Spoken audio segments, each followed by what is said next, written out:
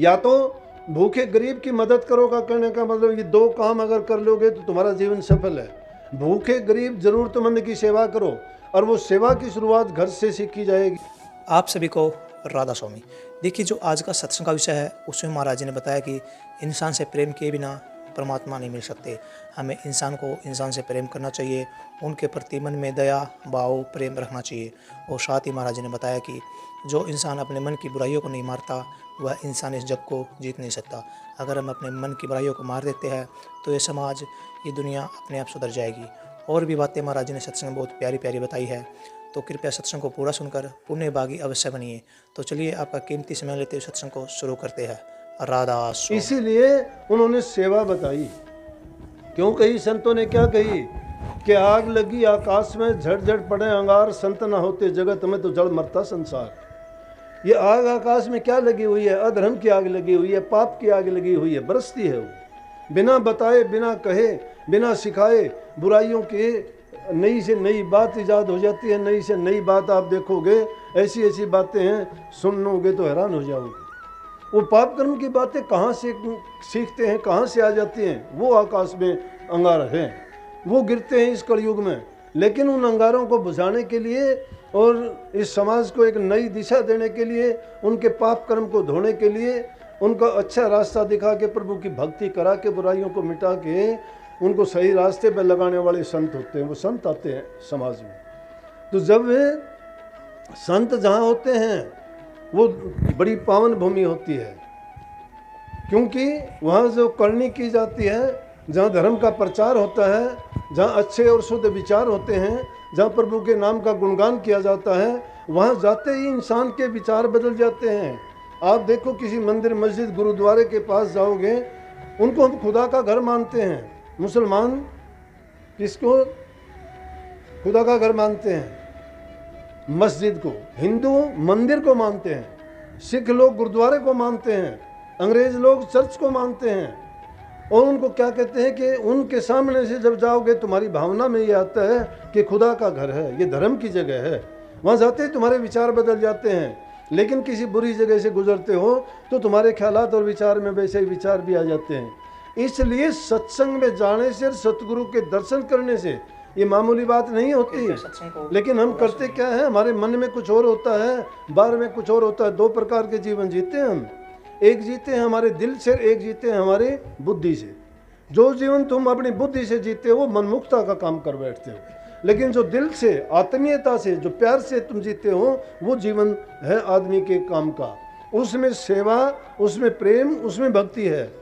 लेकिन जहाँ बुद्धि तुम्हारी, तुम लड़ाते हो ना, चतुराई करते हो, वो चतुराई तुम्हें लेके बैठ जाती है, वो अहंकार की ओर लेके जाती है। वहाँ दया और धर्म दोनों के दोनों छिन्न भिन्न हो जाते हैं। आदमी अगर सोच से नहीं, मन से, दिल से जुड़ता है। प्रेम कहाँ से? दिल से होता है। और वो प्रेम कैसा होना चाहिए? प्रेम ये नहीं पक्षी जैसा नहीं। पक्षियों का प्रेम कैसा होता है? जिस ताल में पानी रहता है तब तक पक्षी वहाँ पास में रहते हैं। पानी नहीं, पक्षी उड़ जाएंगे, भाग जाएंगे। लेकिन मछली वो पानी से प्रेम करती है। पानी अगर सूख जाएगा तो मरना मंजूर है, जगह छोड़ के वो नहीं जाती। इसलिए सत्संगियों को ऐसा अपना दिल पवित्र बनाना चाहिए। ये नहीं कि आज अगर हमारे हालात अच्छे हैं तो हम गुरु को याद नहीं करते, कि सुख में तो गुरु की याद नहीं आई और दुख में गुरु से प्रीत लगाई। किसका दोष बन जाता है? दोष हमारा ही बनता है, क्योंकि उस सुख के आने से हम गाफिल हो जाते हैं। सुख के आने से गाफिल हो जाते हैं। दुख के आने के कारण हम जाके गिड़गिड़ाते हैं, मेरा ये हो गया, मेरा वो हो गया, आप मेरे पर दया करो, आप मेरे पर कृपा करो। अरे संत कहते हैं कि कृपा करने वाले हम स्वयं खुद हैं अपने आप पर। अपनी नीयत को हमने खोटा कर लिया, कमा के खाना नहीं चाहते। एक दूसरे का लूट खसूट, झूठ बोलना, हेरा फेरी करना, ये कहाँ से सीख ली हमने? अगर ऐसा करते हो तो तुम सोचो कि सीधी परमात्मा से ही दुश्मनी करते हो। फिर बुरा करके तुम अच्छे की कल्पना कैसे कर सकते हो कि तुम्हारे साथ अच्छा होगा? फिर कैसे सोच सकते हो कि तुम्हारा हृदय पवित्र होगा और उसमें पवित्र विचार पैदा होंगे और तुम करनी करके या भक्ति करके तुम अपने जीवन को सफल कर लोगे? इसलिए सफल जीवन करने के लिए ये पहले कदम है जो हमें संस्कार के रूप में घर से और परिवार से मिला करते हैं। जिस माँ बाप से अच्छी शिक्षा जिस बच्चे को नहीं मिलती है वो आगे जाके अच्छा कभी नहीं कर सकता है। अगर ये अलग बात है कि किसी भी चीज़ को, कि कबीर साहब ने जैसे कही है ना कि भाई अगर वो चीज़ पूरी नहीं बन सकती, आधी अधूरी भी रह जाती है, लेकिन उसको भी अगर हम उस उम्र में या टाइम के बीतने के साथ संभाल लेते हैं तो परफेक्ट नहीं बनती, तो कुछ ना कुछ उसमें गुण जरूर आ जाएगा, वो बेकार नहीं जाएगी। कबीर साहब कहते, कबीर तेरी बाड़ी ली चूहों ने खा, रही सही बटोरले दोलड़ी ही बन जा। अगर रूई को सारी को चूहे खराब भी कर दें, अच्छी अच्छी को खा भी जाएं, तो भी जो बची खुची है उसको एकत्रित करके अगर तुम बनाओगे तो अच्छा सूत नहीं बनेगा, तो कोई दोलड़ा खेस दरी बनने के लायक तो फिर भी बच जाएगी। ये चिंता कभी नहीं करनी चाहिए कि अब उम्र गई, अब मैं क्या करूँगा, मेरे से हो नहीं सकता। नहीं, ये निर्बल और दुर्बल आदमियों का काम है, क्या नहीं हो सकता। जो इंसान अगर करना चाहे तो इंसान में वो ताकत है, कुछ भी कर सकता है। दो चीज़ को हमेशा याद रखो। कबीर साहब कहते, कबीर कहे कमाल से दो बातें कर ले, के साहिब की बंदगी या भूखे को कुछ दे। या तो भूखे गरीब की मदद करो का करने का मतलब, ये दो काम अगर कर लोगे तो तुम्हारा जीवन सफल है। भूखे गरीब जरूरतमंद की सेवा करो, और वो सेवा की शुरुआत घर से सीखी जाएगी। जो अपने माँ बाप की सेवा करता है, बूढ़े बुजुर्ग की सेवा करता है, उसको कोई भी बार भी मिलेगा, दुखी जीव मिलेगा। किसी प्रकार का भी दुख हो, शारीरिक हो, मानसिक हो, या किसी चीज़ की कमी के कारण वो परेशान है, तो आदमी उसको सुख देने के लिए वो लाख कोशिश करेगा। कभी आपने देखा है कि लोग, एक बार की कहानी है कि कुछ लोग हज करने को जा रहे थे। जब हज करने को जा रहे थे, ये अरब में ही मक्का मदीना जो आदमी चला जाता है उसको कहते हैं कि ये हज करके अगर एक बार जो वहाँ हज करके आता है उसको हाजी की पदवी मिलती है। तो कुछ लोग हज करने के लिए जा रहे थे। जाते जाते जब वो गए तो रास्ते में और लोग तो, लेकिन एक आदमी ने देखा, उसके दिल में बड़ी दया थी, बड़े चाव से जा रहे पैदल के रास्ते थे। उसने देखा कि कुत्ता, उसको चोट लगी हुई है। ये कहते हैं जहाँ तक कुत्ते की जीभ पहुँचती है वहाँ तक वो अगर उसको चाट लेता है अपने घाव को, तो उसको कोई दवा की ज़रूरत नहीं होती, ना पट्टी मरहम की ज़रूरत होती, वो ठीक कर लेता है उसको चाट के अपनी जीभ से। उसकी जीभ में ये ताकत होती है, जानवरों में होती है ये, लेकिन उसको ऐसी जगह पर थी कि उसके सिर के यहाँ गर्दन के पीछे उसको चाट नहीं सकता था।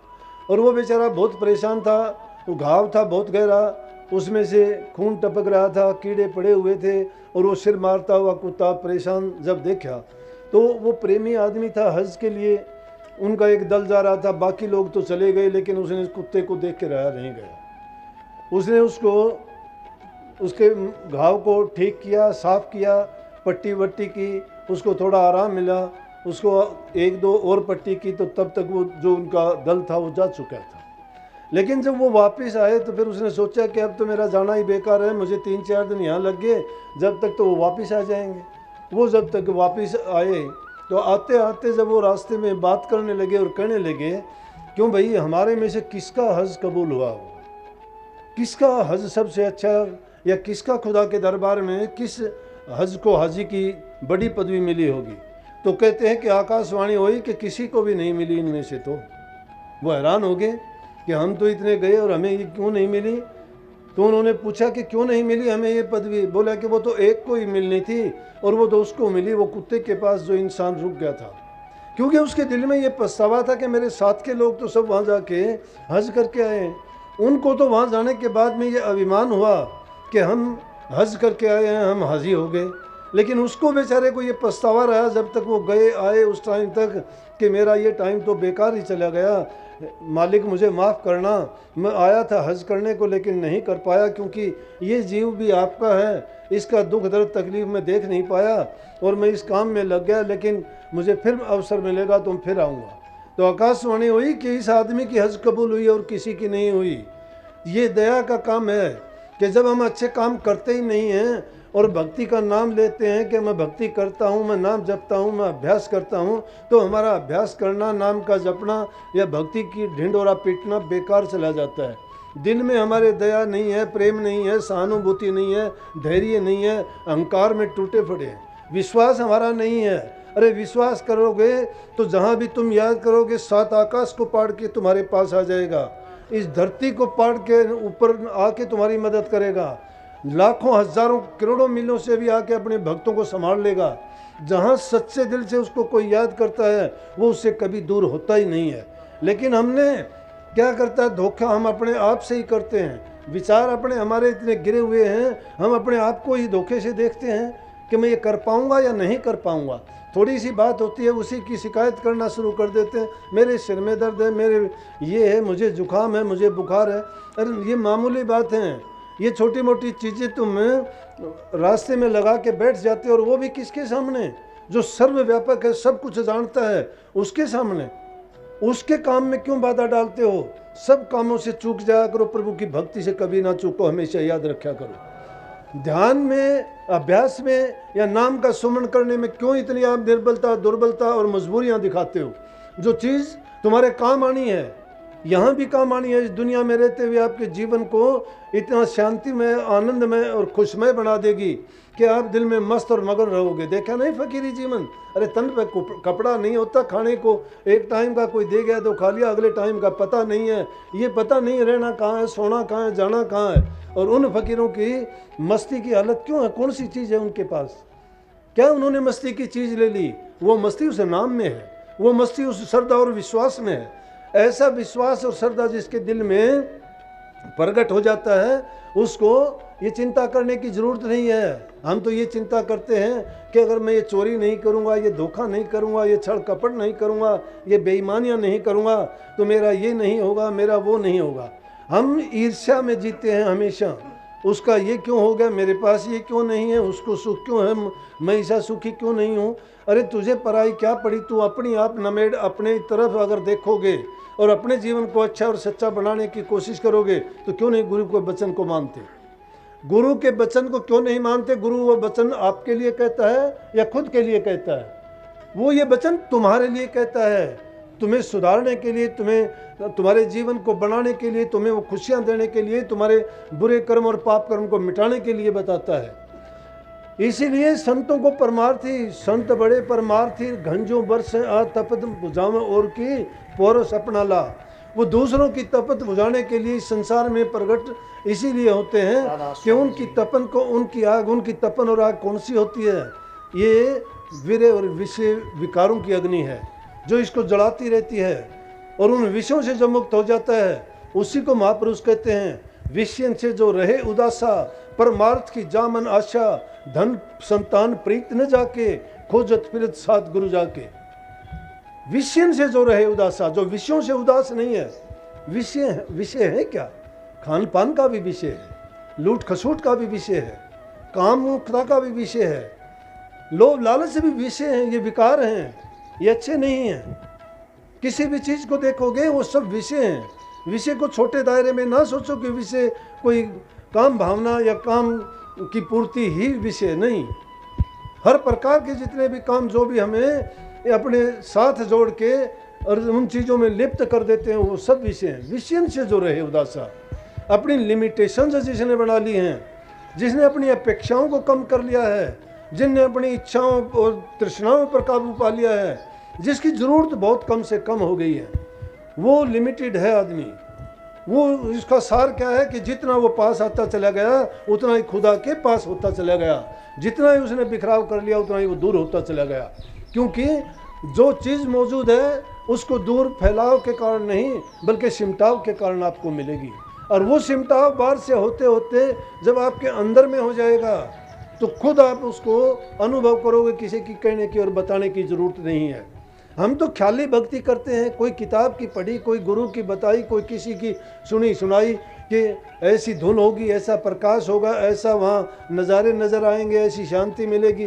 क्यों आप उन बातों को सुनते हो? अपना अनुभव खुद करके देखो ना, वहाँ क्या होता है। तुम उस रास्ते पे चल के देखो ना कि उस मंजिल की तरफ जब चलोगे तो आपके लिए क्या अनुभव होगा, आपके लिए क्या परेशानियाँ होंगी, आपके लिए कौन सी चीज़ वहाँ मिलेंगी रास्ते में।